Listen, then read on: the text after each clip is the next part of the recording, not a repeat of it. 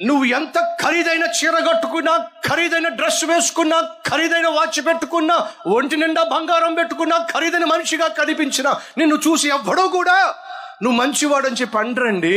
ఎందుకో తెలుసా? ఒక వ్యక్తి మంచివాడు కావాలంటే తన గురించి కాదండి ఆలోచించాల్సింది.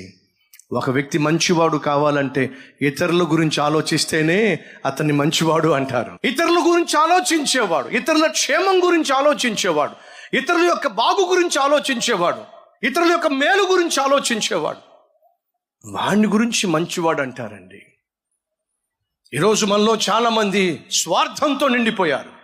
నేను బాగుంటే చాలు, నా ఇల్లు బాగుంటే చాలు, నా పిల్లలు బాగుంటే చాలు, నేను నేను నేను అనే స్వార్థము నశిస్తే తప్ప నువ్వు మంచివాడిగా జీవించడం సాధ్యము కాదు.